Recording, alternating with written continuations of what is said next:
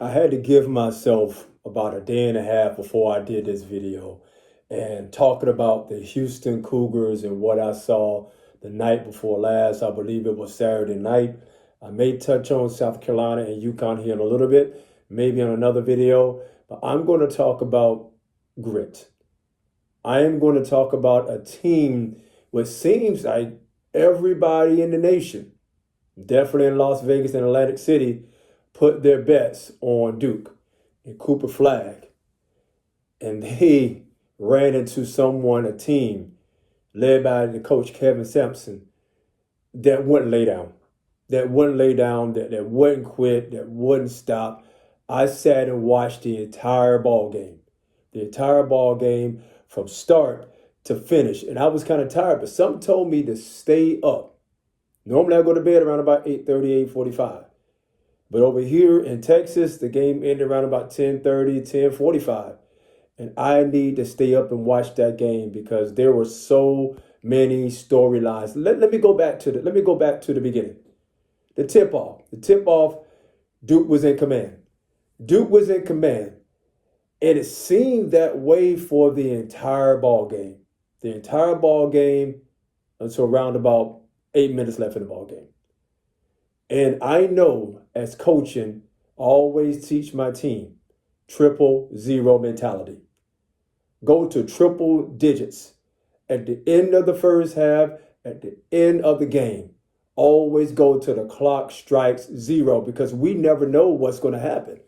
And one thing that I saw, and I'm going to look down here and I'm going to look up, at halftime, LJ Cryer, they asked him, I think it was that one of the announcers or someone asked the reporters, what do you think that we should do? He said, we're not going to quit. We're just going to keep going.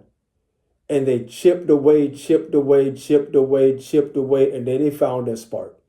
You have Sharp here. You have Emmanuel Sharp hitting it from three. LJ hitting it from three. It was an all-around team effort. And I was watching Coach Sampson during the ball game. He was kind of frustrated. But all the time, we keep our composure. We keep our composure no matter what.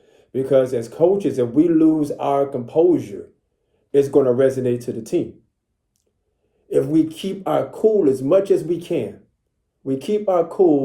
our team is watching. They're watching. And Coach Sampson kept his composure. He kept believing in his teammates. If this is his team, I believe that was on the court. But I believe also it's the life lessons off the court. You don't quit no matter what.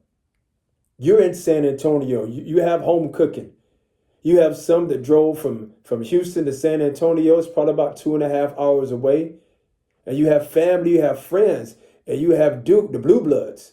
You have Duke Nation that thought that they're probably going to win the ball game because you have the AP Player of the Year, the player. Cooper Flag is going to the NBA as the number one pick.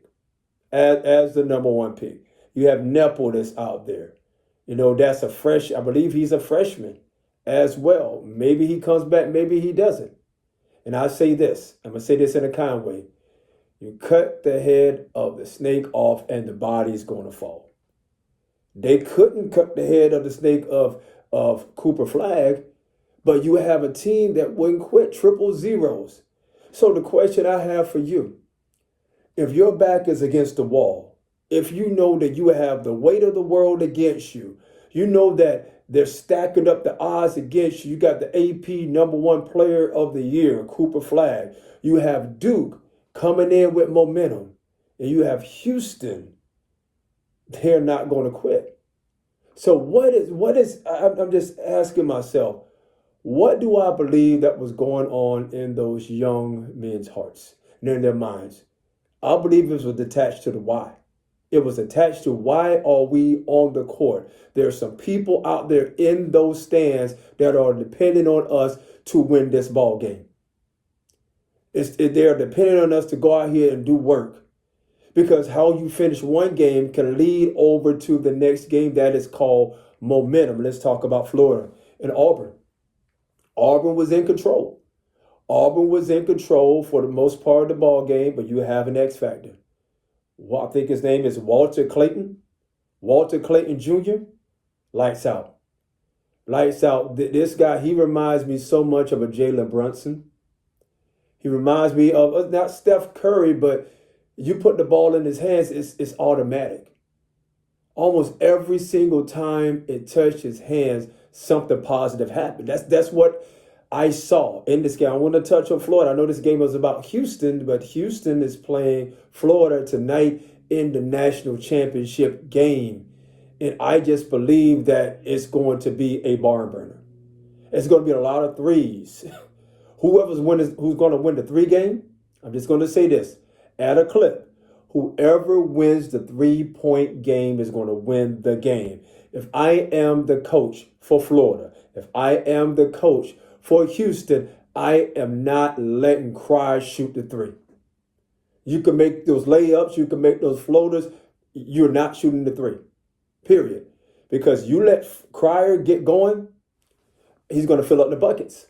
Just like Clayton, you let him go, chase him off the 3-point line. That's their strength. So in the Marine Corps, we say exploit weaknesses. Exploit weaknesses. But know their strengths. If we know that their strength, Walter Clayton Jr., and Cryer's strength is the 3, I'm chasing them off. Make somebody else win the ball game, because I'm looking down here, the top 2 guys for Florida was Walter Clayton Jr. and Elijah Martin. Something about that kid, Elijah Martin. And I'm going to slow down here a little bit. This guy has a motor. He has a motor. He has some go-getterness. He has, I believe you put him in an MMA. He's going to box it out. He's going to put his head down. He's going to push. He's got this going to get you points. He's going to get you steals. He's going to do that. He's going to get you some rebounds. He's going to do his best to fill up the stat sheet. And you look down here, Emmanuel Sharp. He is that Elijah Martin. Those 2, hopefully those will be matched up. Hopefully they'll be matched up against each other. Emmanuel Sharp and Elijah Martin. And Clayton and Cryer. Those are the matchups that I see in this game. Is going to be a great game. I really do. So my keys. What do I think my keys for Houston winning? Momentum. Momentum, knowing that you shock the nation and probably a lot of people around the world. Knowing that you have momentum on your side. You're still in San Antonio, and I'm not guaranteed, you're probably going to have some of those same family members, some of those same friends, some of the same Houston Cougars. You have Akeem Olajuwon that's in your ear. You have the Elijah Hall who runs track over in Houston. You're going to have Houston, the Phi Slamma Jamma, wherever it is. I know that I'm not even talking about fraternities and all of that. I'm not that. But basketball, where you have the Clyde Drexlers, you have all those people that are Houstonians, they're in the audience wanting you to win. But now you have Florida. You have Florida knowing you have some history on your side. You won national championships, back-to-back national championships, back when I think it was Noah and I think Joakim Noah and a few other players that are out there. I believe it was shoot 'em up Mike hit a 3. I think it was Mike Miller. You have that. I'm pretty sure you're going to have those people that are going to be in the audience. So the keys to winning on both ends of the court: defense. I believe this game is going to be in the 80s. Easy in the 80s. Probably in the 90s.